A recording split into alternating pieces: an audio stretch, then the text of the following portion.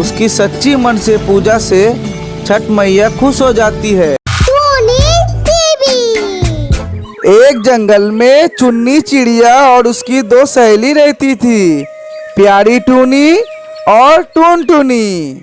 एक दिन टुनटुनी खुशी से आई और कही, सहेलियों, मेरी शादी तय हो गई है, तुम लोग जरूर आना, अगले हफ्ते मेरी शादी है। ये तो बहुत अच्छी बात है टुनटुनी, हम लोग जरूर आएंगे तुम्हारी शादी में। फिर कुछ दिन बाद टुनटुनी का धूमधाम से शादी होती है। बहुत रिश्तेदार उसमें शामिल होता है। टुनटुनी बहुत खुश थी। उसकी कुछ ही दिन बाद प्यारी टूनी का भी एक बड़े व्यापार करने वाले चिड़िया से रिश्ता तय होता है और उसकी शादी हो जाती है। दोनों सहेली प्यारी टूनी और टुनटुनी बहुत ही खुश थी।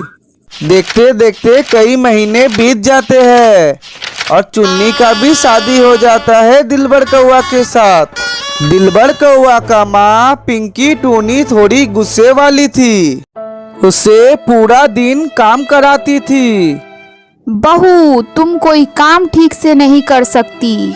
तुम्हें कहा था बर्तन मांजने और कपड़े धोने को, वो भी तुम सही से नहीं कर सकती। ऐसा करते हुए एक साल बीत जाता है। एक दिन खबर आया कि टुनटुनी माँ बनने वाली है। ये सुनकर चुन्नी बहुत खुश हो गई। चुन्नी के सास पूछी, क्या हुआ, इतनी खुश क्यों हो रही हो? माँ, मेरी सहेली माँ बनने वाली है। तो इसमें इतनी खुश होने वाली कौन सी बात है? तुम्हारी सहेली माँ बनने वाली है, तुम नहीं। पता नहीं मैं कब दादी बन पाऊंगी, तुम कब माँ बनोगी, ये तो भगवान ही जाने। ये सुनकर चुन्नी का हंसता हुआ चेहरा पल भर में मायूस हो जाता है। अब उसकी सास हर दिन चुन्नी को भला बुरा सुनाती रहती, जिससे वो मायूस रहने लगी।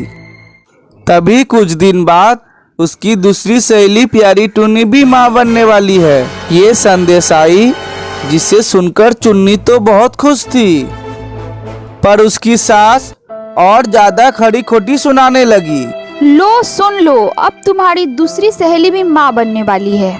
पता नहीं तुम्हारा क्या होगा। मेरा दादी बनने का सपना इस जन्म में पूरा होगा या नहीं।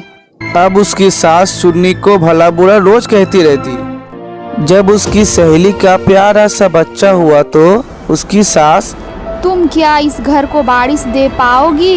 मेरी मति मारी गई थी कि मैं इसे अपने घर की बहू बना के ले आई। इतनी खड़ी खोटी सुनाई कि वो रोते रोते चली जा रही थी और उसे अब जीने का मन नहीं था।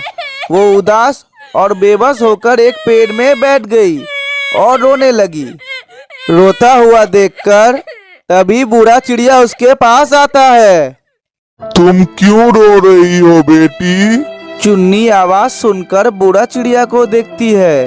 तुम इतनी दुखी क्यों हो? मुझे बताओ, शायद मैं तुम्हारी कुछ मदद कर सकूं। चुन्नी बूढ़ा चिड़िया को सारी बात बता देती है। उसकी शादी, सास के ताने और बच्चे न होने की पूरी बात। ये सारी बात सुनकर बूढ़ा चिड़िया कहता है, बेटी, तुम्हारी तो बहुत बड़ी समस्या है। तुम्हारी मदद सिर्फ छठ मैया ही कर सकते हैं। क्या, छठ मैया? हाँ बेटी, तुम छठ पूजा करो, माँ तुम्हारी जरूर मदद करेगी। छठ मैया सबकी दुख दूर करती है और बहुत दयालु माता है। तुम्हारी भी दुख दूर हो जाएगी। बूढ़ा चिड़िया चुन्नी को आशीर्वाद देता है और वहाँ से चला जाता है। ये सुनकर चुन्नी बहुत खुश हो जाती है और छठ मैया का पूजा से एक उम्मीद का किरण नजर आता है। पूरी श्रद्धा और साफ मन से चुन्नी छठी माँ का पूजा करने में जुट जाती है, पर उसके पास पैसे नहीं थे। चुन्नी ने छठ मैया का नाम से पैसे जुगाड़ने शुरू किए। हर दिन सूप लेकर वो छठ मैया का नाम से पैसे मांगती और वो पैसे पूजा के नाम से रख देती। 4 दिन बाद चुन्नी के पास पूजा करने का पैसा जमा हो जाती है और वो पूजा की सारी सामग्री इकट्ठे करती है और सच्चे मन से चुन्नी ने छठ मैया का पूजा करती है। शाम को पहला अर्घ और उसके बाद दिन सुबह को दूसरा अर्घ। उसकी सच्ची मन से पूजा से छठ मैया खुश हो जाती है और एक दिन उसकी तबीयत खराब लगती है और वो सर चकराकर जमीन पर गिर जाती है। थोड़ी देर बाद वहाँ डॉक्टर आता है और डॉक्टर आकर बताए कि चुन्नी माँ बनने वाली है। यह सुनकर चुन्नी के घर में सब कोई खुश हो जाता है और चुन्नी का सास भी अब उसे भला बुरा नहीं कहती। कुछ महीने बाद चुन्नी एक प्यारा सा बच्चे को जन्म देती है। उसकी सास भी अब उसे बहुत प्यार करने लगती है और पूरा परिवार खुशी से रहने लगता है। तो बच्चों, कैसा लगा ये कहानी? चैनल को लाइक करें, शेयर करें, सब्सक्राइब करें। ऐसे अच्छे अच्छे नए नए कहानियाँ हम लोग लाते रहेंगे।